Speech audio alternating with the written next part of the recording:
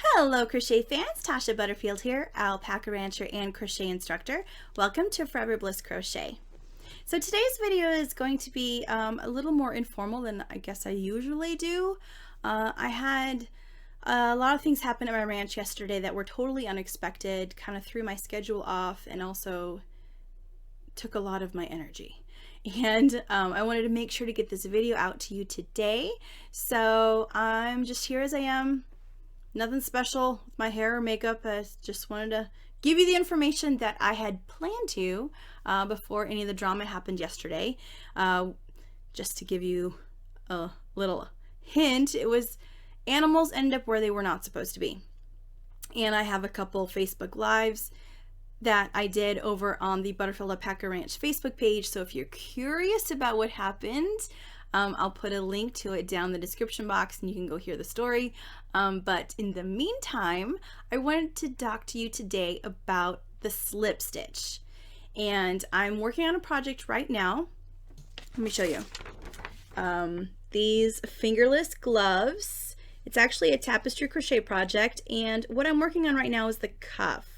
And the cuff is made of all slip stitches. So it's the slip stitch here is used really as a stitch. I think usually we tend to use it to join things or to get our hook over to a different point in the fabric to do something else, like I do with my granny squares. But the way in which slip stitch is used in this project, I thought was something that most of you probably have not done before, and I wanted to show you. So let's get going. This is my cuff so far, and you'll notice I'm using two colors. It's charcoal and dark brown. Each color is being used for 2 rows, and that's what's giving this striped look. I'll show you what the back looks like. Definitely the back. It does not look as nice as the front in my opinion, but I really like the look of this. Something you'll notice is this does not look like crochet. It really is a slip stitch.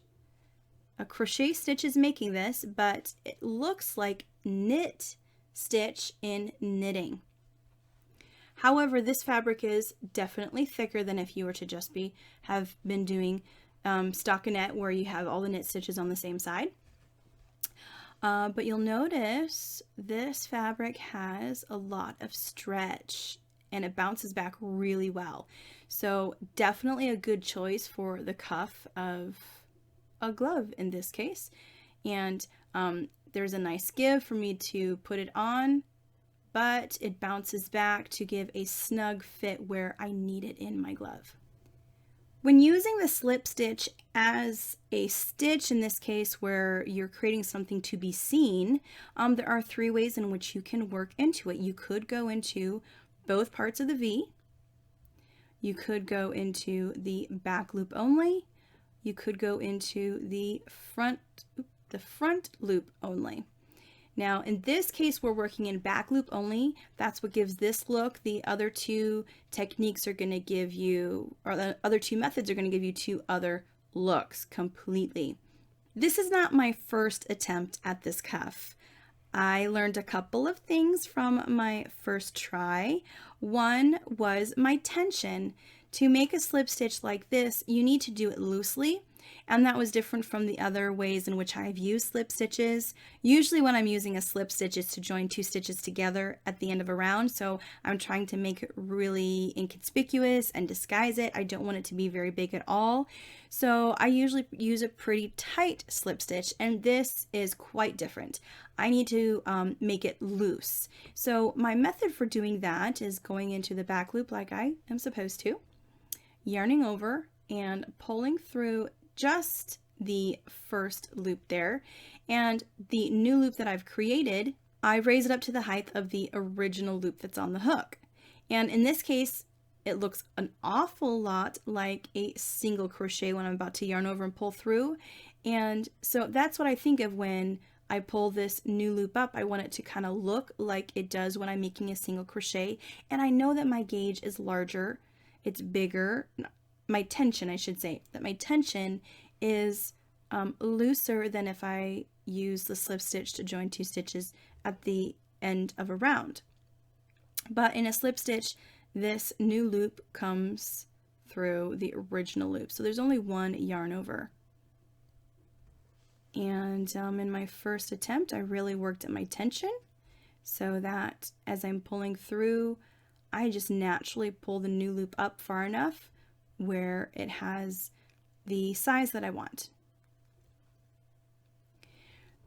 One other thing I learned from my first attempt is I was having a hard time discerning the last stitch, especially in this method of only going into the back loop. So in my second attempt, I'm using stitch markers. You could see there it is sticking out the back loop of the last stitch. And once I started using it, I realized that what I was actually doing for my end stitch was the wrong place. So now I have it marked here. Time to take this out.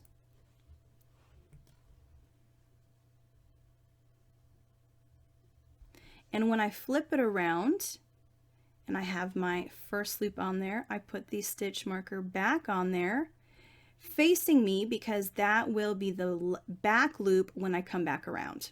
So I make sure that that stitch marker stays in front as I continue.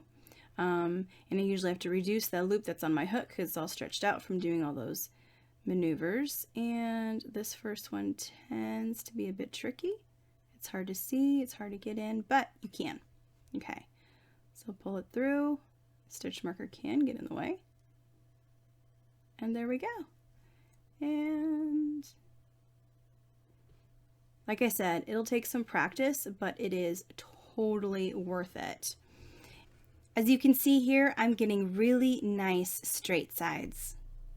If you're curious about the pattern that I'm working on, it is actually put out by the brand Patents, and they call it Fair Isle Fingerless Mitts in Crochet. You can see there they encourage you to use the Patents Classic Wool DK Superwash, which you totally can. I'm using a DK weight of alpaca wool blend that I carry in my store. If you'd like some of that, I'll link it down in the description box below as well. But maybe you noticed in the title that Fair Isle was in quotes. There we go, quotes. And that's because this project is actually not Fair Isle. It is tapestry crochet. If you're not familiar with Fair Isle, it's really the unworked color is carried in the back of the work, and so it creates these floats on the back of your fabric.